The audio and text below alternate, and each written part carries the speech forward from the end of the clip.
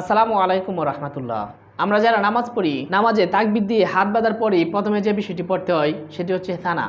সানা যদি আপনি পারেন, তবু আজকের এই ভিডিওটি আপনি দেখেন, আপনার সানা বলার উচ্চারণগুলো ঠিক আছে কিনা চেক করে নেন। এবং সানা যদি আপনি মুখস্থ নাও পারেন, তারপরে এই ভিডিওটি দেখেন, আজকের ভিডিওর মাধ্যমে ইনশাল্লাহ সানা মুখস্থ হয়ে যাবে। এবং আপনার বাচ্চা বা আপনার ফ্যামিলির কোনো সদস্যকে এই ভিডিওটি দেখাতে পারেন, সানা যেন সহজে মুখস্থ করতে পারে। চলুন আমরা সানা মুখস্থ করা শুরু করি। আমার সাথে বলুন সানা। সানা সানা এটা হচ্ছে নাম। তারপর শুরু করি। সুবহানা সুবহানা কাল্লাহুম্মা কাল্লাহুম্মা সুবহানা সুবহানা কাল্লাহুম্মা। কাল্লাহুম্মা এখানে উচ্চারণ অনেকেই ভুল করে, এখানে বুঝেন, মন দিয়ে বুঝেন। সুবহানা কাল্লাহুম্মা, দুটো একসাথে বললে সুবহানা কাল্লাহুম্মা। সুবহানা কাল্লাহুম্মা তারপর ওয়াবিহামদিকা, ওয়া বিহামদিকা এখানে হাটা উচ্চারণ করবেন। ওয়াবিহাম, বলো ওয়াবিহামদিকা।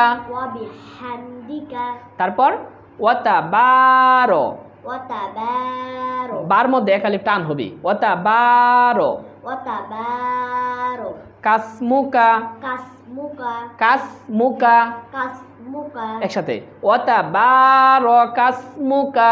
ওয়া তাবারু কাসমুকা তারপর ওয়াতাআলা, ওয়া তাআলা এখানে খেয়াল করুন।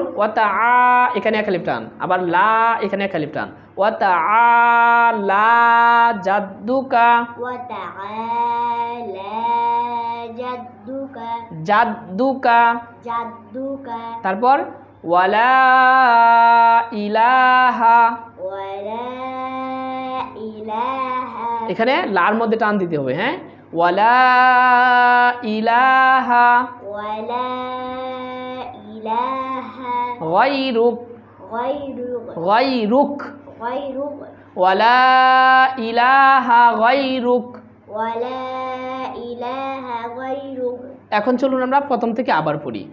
সানা সানা সুবহানাকাল্লাহুম্মা সুবহানাকাল্লাহুম্মা ওয়া বিহামদিকা ওয়া বিহামদিকা ওয়া তাবারাকাসমুকা ওয়া তাবারাকা ইসমুকা ওয়া তাআলা জাদ্দুকা ওয়া তাআলা জাদ্দুকা ওয়ালা ইলাহা গায়রুক। ওয়ালা ইলাহা গায়রুক।